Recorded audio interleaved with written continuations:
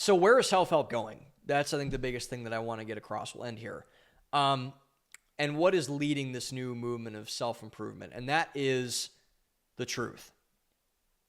The truth is the biggest thing that's going to matter going forward. For anyone who wants to get into the self-help space, say what you want, and I think I've actually done a pretty good job of this. I'm not one to really pat myself on the back, but I've put out some videos that have made a lot of my... Go look at my comments on some of my most popular videos. Look at my like to dislike ratio. I've pissed off a lot of people with stuff that I've said. But do I regret any of it? Nope. Because that's how I feel. That's how I feel. There was a... Andrew Schultz nailed this once when he was talking about the late great Patrice O'Neill, who's, by the way, if you have not seen any of Patrice O'Neill on Opie and Anthony, any of his specials, any of the clips that he has on YouTube, go watch some Patrice O'Neill, one of the funniest human beings that has ever lived before. And he was Andrew Schultz's biggest comedic inspiration.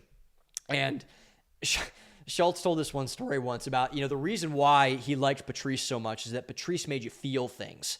He was very honest about the way that he felt about everything. He told this story about, Patrice one time where, Patrice was a very big guy and he got very obese later in his life. And he apparently went to the doctor and the doctor said, like, dude, like, you got to stop eating so much or we're going to have to take some drastic measures here. And so Patrice was talking about the time that he was visiting a doctor and he was in front of an audience and he was just doing a gig somewhere. And he basically said, he just looked down at his foot. He's like, I don't need this foot. I like the food that I eat. Like, I don't need this foot. I go ahead and take it, chop it off, whatever. Is that ridiculous? Yes. It's comedic routine. Yes. But that's real. That's how Patrice felt. And the neat and skinny of all of this self-improvement shakeup that we've seen is that the truth is making a comeback. And it's a big one, a very big comeback. And we should all be, I think, really grateful for this, very grateful for this, because what our culture has done in the inverse of this has gotten so debased from the truth that it's fallen into anarchy, decadence, and that's not been good for anybody. That's been bad for everyone, I would argue, to all of our detriment that has happened. And this is a very, very positive pivot from where we have been. Because, man, if you don't have the truth, we don't have anything. And like, again, I'll say that line from Jesus again, where you can't build your house in the sand, man. You just can't. You can't do it. Which is exactly what the self-help industry and what we as a culture have been doing for a long time. We've built a lot of houses in a lot of different areas on sand, which I believe has that same root in why the self-improvement industry is failing in midair. And we've been doing that for a long time. And when you move into a different culture and a different lane of influence, you need to carry that truth with you. You cannot be truthful in one area, you're going to be untruthful in another area. It's incongruent.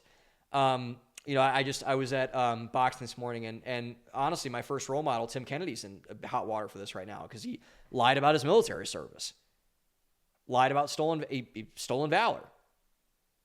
He lied about the thing that sprungboard his entire career, being a military guy.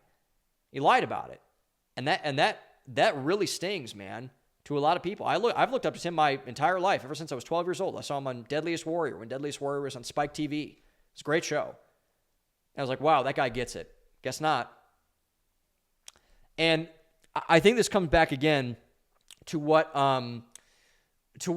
my friend Hafiz said once. So Hafiz had a podcast called The Roommates. I've never really listened, I think, more than probably 3 episodes before. I came onto The Roommates really late. I knew Hafiz before I knew his podcast. But I listened to him talk to Jordan Peterson because I love Jordan Peterson. I met Hafiz at a Jordan Peterson backstage event. And so I met him there.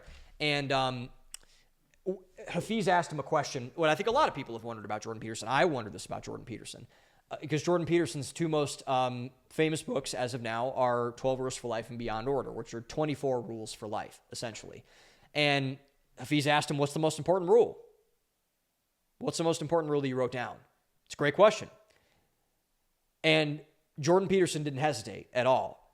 What Dr. Peterson said is that rule number 8 in 12 Rules for Life, tell the truth, or at least don't lie. It's a great rule. It's a great rule.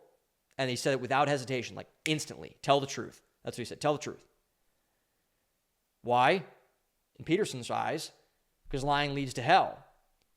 And hell's a lot worse place to be than dead. I completely believe that. Not only because I'm a Christian, but because I am. But you can create hell on earth if you lie. Oh, yeah. If you lie, and this is, Mark Driscoll's talked about this, Jordan Peterson's talked about this, no one gets away with anything ever. I've never seen anybody get away with anything. You might get away with it for now, but it will come out later.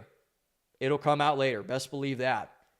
You cannot have a culture that is built on lies. You cannot have a movement, an industry that is built on lies, or it will go away and it will be for nothing. Ask the subprime mortgage market.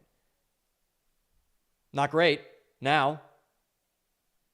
So, in the inverse, if we can have a culture that tells the truth, no matter how hard that truth ends up being, we'll be okay, I think. And the reason why the truth matters so much is because the truth, not your truth, not my truth, the truth, is what allows the things that are most real to blossom and flourish. Family, culture, community, marriage, faith. You cannot have any of those things be functional without telling the truth first. You just can't have it. It's incongruent. So a culture who honors those things, a people who honors those things, because cultures are comprised of people, will be rewarded. We've seen that. We had that. And a culture who does not will not be.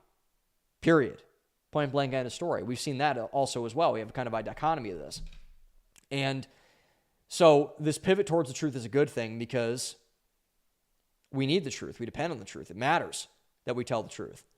And if we tell the truth more and more and more, we will end up doing far better than we've had up until this point in self-help and in all the other arenas surrounding it.